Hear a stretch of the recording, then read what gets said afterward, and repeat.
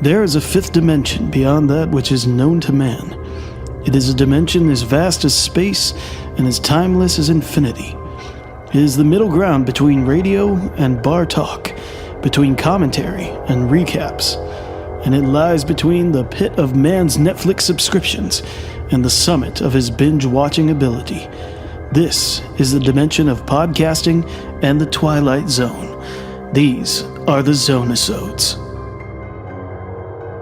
And now your hosts, Brandon Davis and Scott McFarland. And hello to all of you out there in podcast world. This is the Front Row Movie Reviews and TV, I guess now. I am your host for this episode, Brandon Davis. And we're here once again talking about episode 5 of the Twilight Zone, although this is our 6th episode.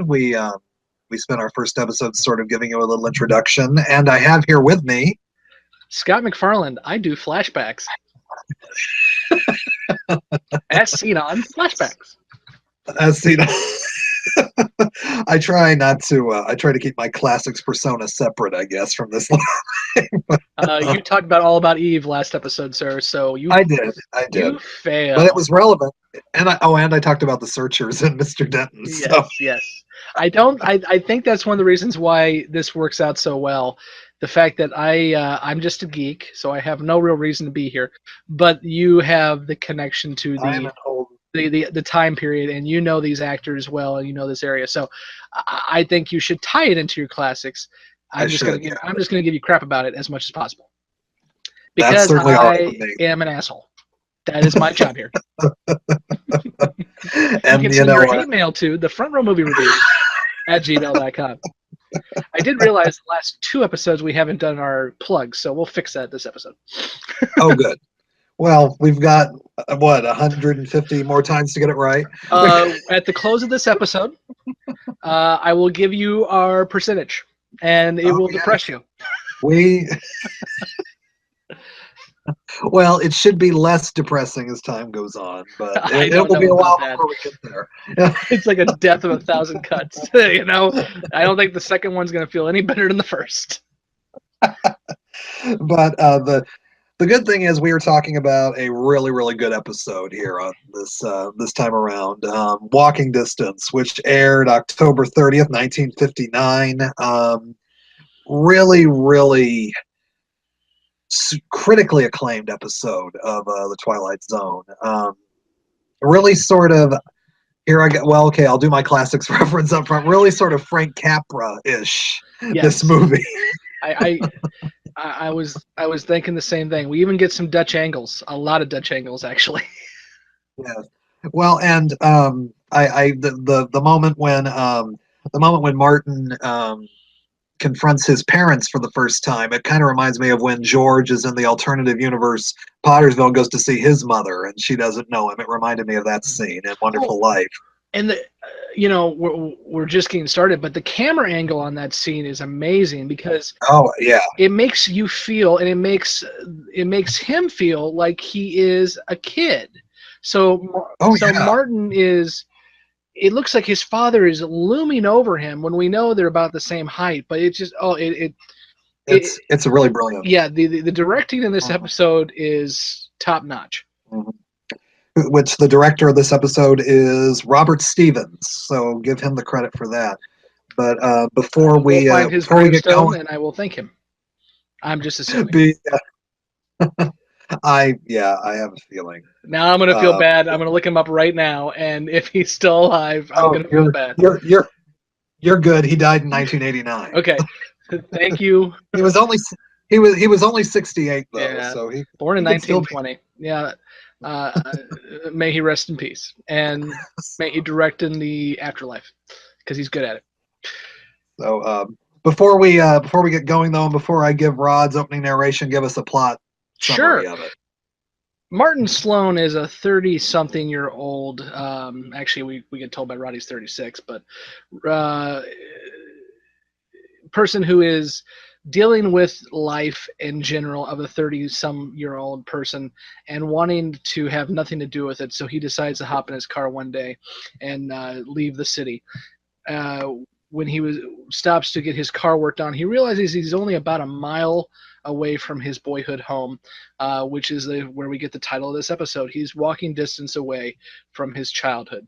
He takes that walk and realizes he takes that walk into time, and this isn't one of those where it's in his head. He's able to affect time, so he has time traveled. In that time period, he meets his younger self as well as his parents, and at the end of the day, he realizes through the help of his dad, which I'm sure we'll talk about, that sometimes it's not good to be able to go home, and sometimes you need to look forward rather than behind. Yeah, absolutely. This last episode we talked about that being poignant, but man, this episode, I heard it early on. It got criticized for being depressing, but I think it's such a profound, great ending, and actually leaves you. I don't think so much as depressed, but just as it leaves you a bit nostalgic, but a little hopeful as well, I think. Yeah.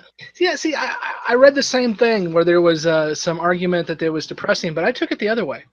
And I'm the nostalgic guy on this train, but I guess we're all nostalgic. We're all looking back, but I look back to my childhood, where you look back to your parents' childhood or your grandparents. Yeah, true. My dad was born by then, but my mother wasn't.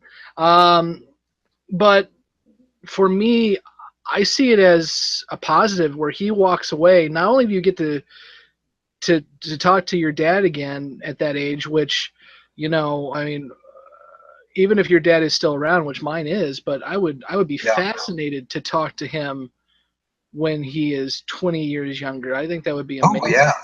And the fact that he gives some very good fatherly advice. I think the episode ends on a positive note. I mean, without going into too much discussion on the episode, because you haven't even given the narration yet, I think he walks away a better man. So I don't see where this is depressing. Yeah, he's a real jerk in the beginning. Yeah. So I'll give you the opening narration here, though. Martin Sloan, age 36, occupation vice president ad agency in charge of media. This is not just a Sunday drive for Martin Sloan. He perhaps doesn't know it at the time, but it's an exodus. Somewhere up the road, he's looking for sanity. He'll find something else. So, dun dun dun. But this the episode starts out with him driving his car along the countryside, and as I mentioned before, though, he's a jerk to that gas station attendant at the beginning. Yeah, he's honking his horn. Okay, for one, none of us are used to full service gas stations. I think maybe I've been to one in my lifetime.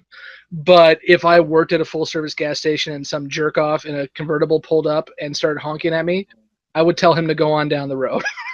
The next gas station's a mile away. Have fun. Absolutely. Yeah, and to give credit, though, Martin Sloan in this episode is played by we talked about in the last episode, Martin Balsam, another one of my favorite actors, though, from this period, Gig Young, who really does a tremendous job in this episode, because he's sort of what you would think of as kind of a Don Draper type ad exec at that time in the late 50s, early 60s, this media guy.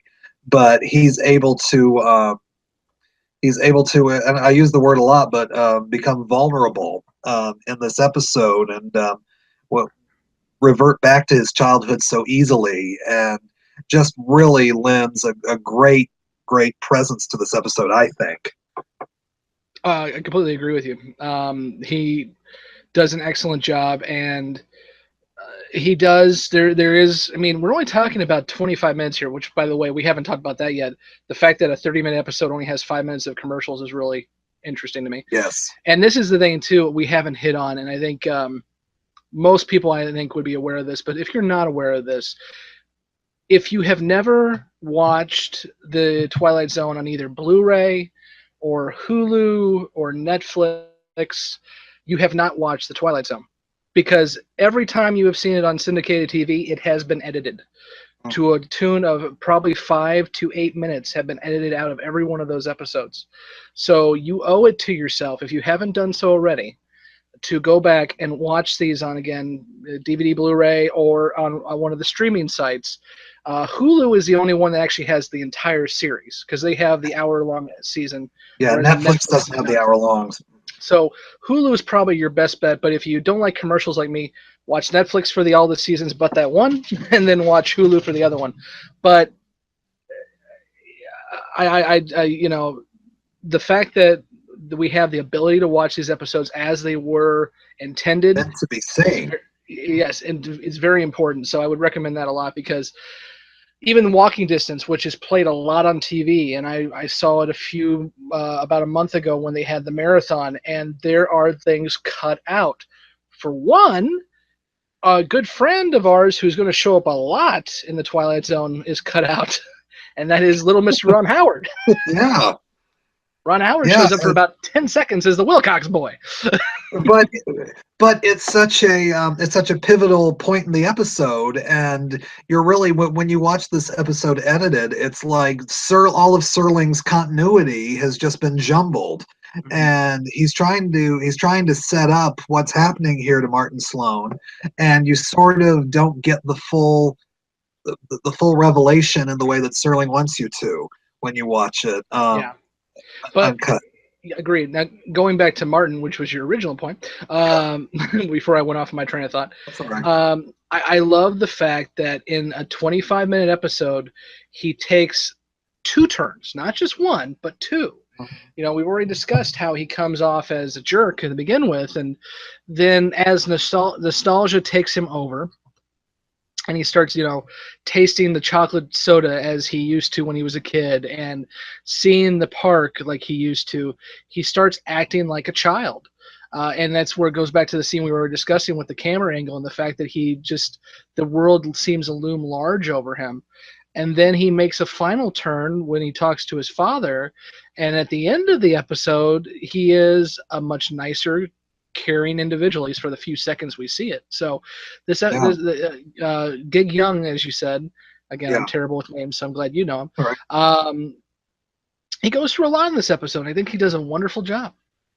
Yeah, absolutely. And and as I said before, the way that Serling just builds the episode. I mean, at the beginning when he's in the soda fountain, and he's asking about his boss and everything, and when you see the soda jerk go up to the little office, and you see that the boss is up there, fine, and then little by little, and then when he meets the Wilcox Boy, as he's listed, played by Ron Howard, pre-Opie. This was like a year before. This was a year before Andy Griffith started. Pre-psychotic killer kid, which we'll get into later. Yeah, that's true too. But he doesn't send him to the cornfield in this one, no. Ron, child stars for me are so iffy. Ron Howard was always a natural. Yeah, the two that I remember the most, and we'll deal with the other one too, is Ron Howard and Bill Mumy. Bill Mumy's great as well. Yeah. It's weird I haven't compared the 2 shows, but the other really big sort of anthology series that kind of gets compared to Twilight Zone unfairly for me, because they're 2 different shows, Alfred Hitchcock Presents, mm-hmm. which Bill Mumy was in quite a bit as well. But the only difference is Hitchcock Presents tends to be a lot more humorous than Twilight Zone does, and that's sort of the big crux between the 2 shows. And I think that Hitchcock Presents is a little more uneven than Twilight Zone, simply because Hitchcock didn't helm all of the episodes like Serling does. And because I said I remember them both, I just realized that I switched them up. Ron does not send kids to the cornfield. That is Bill Mumy. And It's a Good Life. Yeah. So I did mix them up. But yeah, those two stand out as child actors from this time for me. Yeah, Howard is just he's great in that little scene, and that's one of the big reveals where he tells him, "You're not Martin Sloan, I know Marty Sloan," and then yeah, I love that whole and when he's walking through that this is not even this is not a 1959 looking community as you're No. walking through, Yeah. and you start to get that hint slowly. Well, I love the fact he pulls out the billfold that's the size of one of my college textbooks too. Yeah, He's like, let me show you my license along with everything I own in this one wallet. yeah. But Yeah. yeah, this but this episode just for me it just has a lot of those great what ifs that you always think about in life. Yes. You talk about wanting to go back and maybe talking to your dad when he was younger. I mean, just we're not that old, but just going back and talking to yourself when you were 12 Yeah. Well, or whatever. and How cool would that be? and I love the way it's played too, because he realizes, hey, I have this opportunity. Let me go back and tell myself some of the things I need to tell him. And there's so many stories written about that, so many songs written about that. If you can go back and talk to yourself, would you tell yourself that you probably shouldn't wear those shorts to that camp that one time? But it's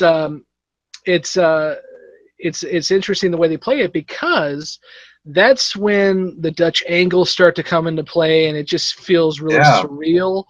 And you start kind of losing your sense of what is real and what isn't at that point, and that's just because of camera angles. But I love the fact that it ends with him damaging himself and himself. Yeah. So he never gets to talk to himself. That sounds weird, but he never gets to talk to himself. And in fact, he hurts the child, and by doing that, he hurts himself. So it's telling me that that's not all it's not all it's cut out to be. You could wind up becoming worse off by not allowing experience and time take its toll on you. Oh yeah, and as we mentioned, that first scene where he first goes to see his parents, the way that you mentioned the camera angles, but also his performance, the way that he is dwarfed Yeah. Yes. into reverting back to becoming a child. It's really believable and effective. I mean, and once again, I commend Serling once again for casting, because you could have cast a bunch of actors in that role and it wouldn't have been nearly as effective. Gig Young plays that really well. And then for me, though, the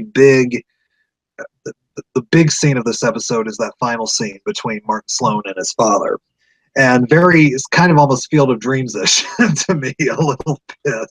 At least he gets to talk in this one. Yeah, that's true. Well, his dad talks.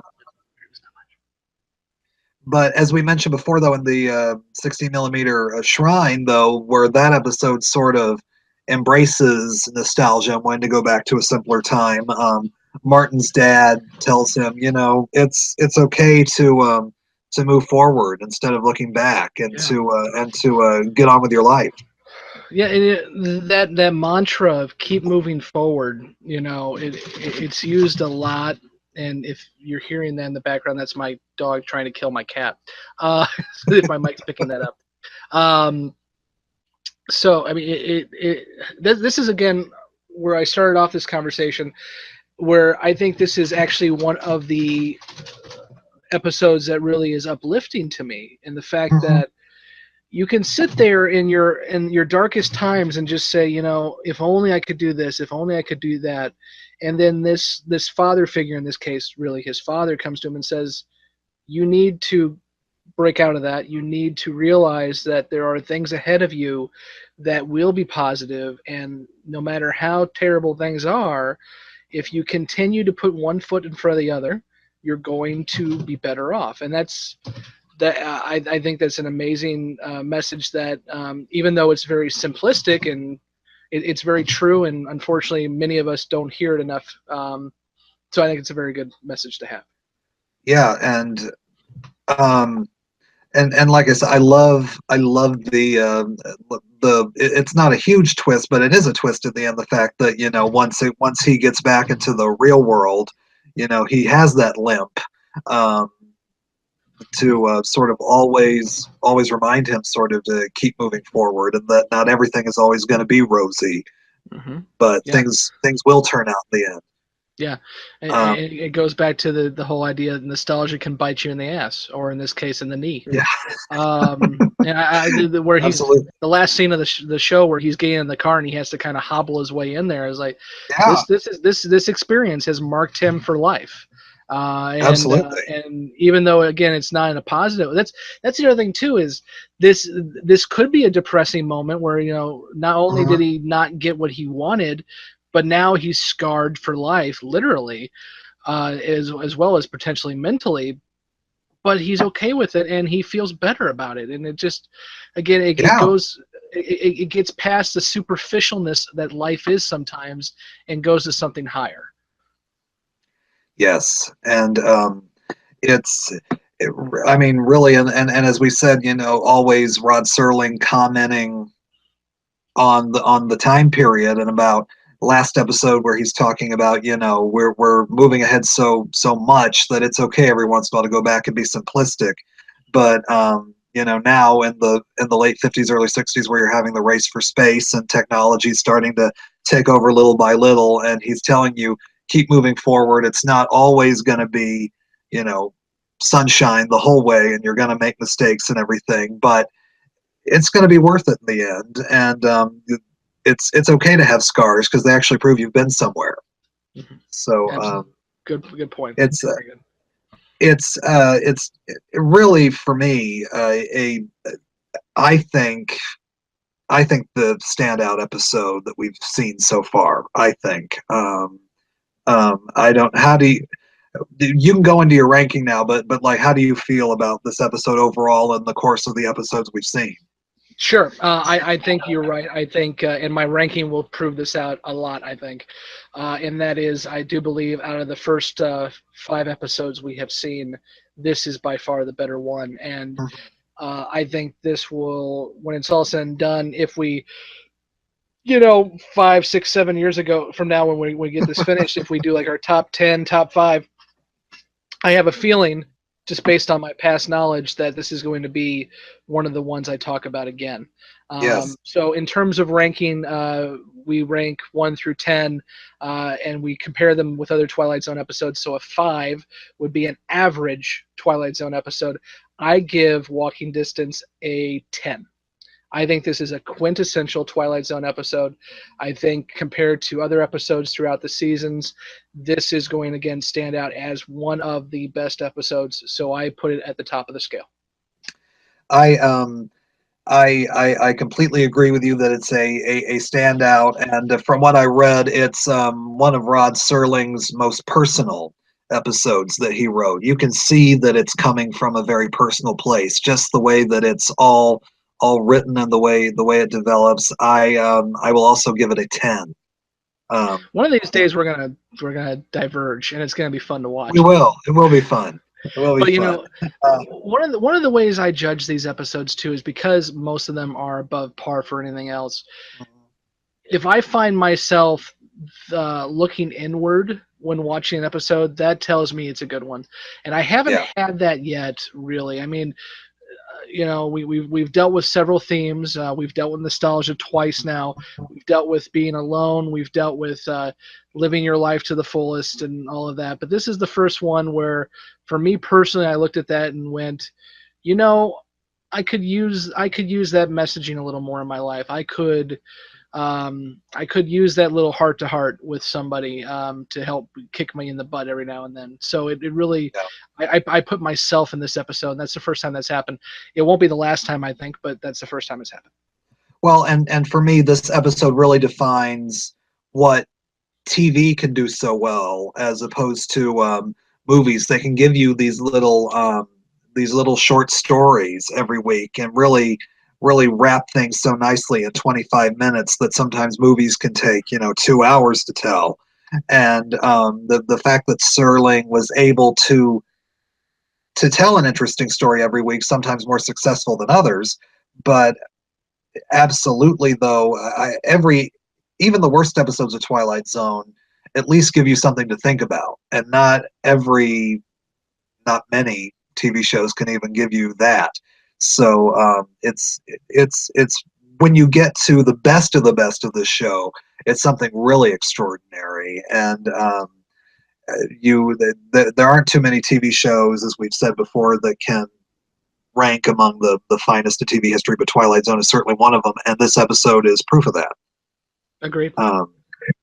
So as we come to the conclusion of this episode, I will let Scott do a little plugging here, but let me give you some of Rod's closing narration. And this is actually, I think, one of the longest closing narrations we've had so far. Well, and before you do that, real quick, this is one of the few times too where we get a mid narration as well too. We do, yeah. So I found that interesting as well. I think we got one in the pilot.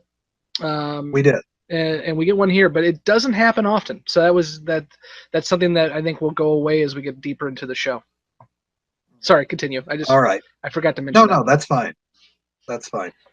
Martin Sloan, age 36, vice president in charge of media, successful in most things, but not in the one effort that all men try at some time in their lives, trying to go home again.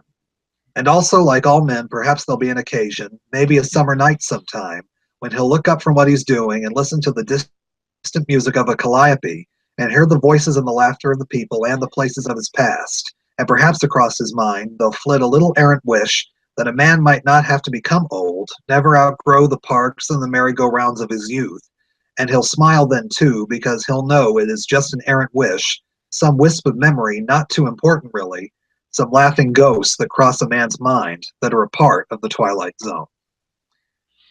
Yeah, Peter Pan got nothing. Yeah, and well, and once again, as we mentioned in the last episode, these early episodes, Serling is really trying to hit home everything that can happen in the Twilight Zone. I think that message is very poignant. Yeah. So I think taking a few extra sentences, fine by me. You know, it's very easy to want to be a kid again, but you know, sometimes being an adult ain't half bad. I do also want to point out something I forgot to mention because I have my trusty inflation calculator. The joke was when he went to the soda shop, it was a 10-cent ice cream soda, and he gave the guy a buck. Well, that's not so crazy now because he basically just paid for a Starbucks coffee because a buck in 1959 is now worth $8.25. So it's not crazy to be unheard of to buy a soda with ice cream in it for $8.25 because we are crazy insane here in the 21st century. So, as Brandon mentioned, it's plug time. First off, if you are liking what you see, please make sure you like and subscribe if you're watching this on YouTube. If you are listening to this podcast version, please make sure that you subscribe so you catch all of our other shows. You can reach us mainly at our website, which is thefrontrowmoviereviews.com. There you'll find all of the podcasts and videos archived from all of our shows, including Brandon's classics and my flashbacks and tons of other shows. You can also reach us at our email address, which is thefrontrowmoviereviews@gmail.com. You can reach us on Twitter, Instagram, Facebook, just searching the Front Row Movie Reviews, as well as obviously on YouTube as well too, where you potentially have found this as well, because we're doing YouTube now because I made us do it, and hopefully it works. We'll see. Hopefully. But again, we really want to hear from you. Obviously, we all know what episode's coming next if you're playing along because we're just going to keep following the order. But as we go along, we would love to get insight and thoughts from other people because it's fun just for Brandon and I to talk to each other, and I'm really enjoying it, but it's always great to have some more insight too. So if you have anything you want to add, or if you just want to say how terrible I am and you want to get rid of me, again, email us at frontrowmoviereviews@gmail.com. And the next time we talk, we'll be entering the wonderful world of hypochondriacs. So, like my sister-in-law. Excellent. Oops. It's okay. She'll never listen to the podcast anyway. Oh my gosh. Well, we will leave you with that, and I can't follow Scott's sister-in-law. So, no one can. She's a character. So we'll see how many more of our family members fall into these episodes coming up too. So anyway. Well, there is that Nazi episode that comes up later on. Oh. Gee. My Uncle David fits in well with that. Oh my gosh. All right. So now as we conclude this episode of our Twilight Zone journey, I am Brandon Davis. And I'm Scott McFarlane, and my uncle is a Nazi. And hopefully we will see you on the couch. Oh, I forgot. Before we end, I have to point out, Yes. we are now 3.8% on the way done with this little adventure. 3.8%. We got a lot more time on the couch. It's a comfy couch. Thank you, Brandon. We'll see you next time. Thank you for listening to this episode of Zone-i-Sodes. Zone-i-Sodes is a special presentation of the Front Row Movie Reviews podcast. For more information, go to www.thefrontrowmoviereviews.com.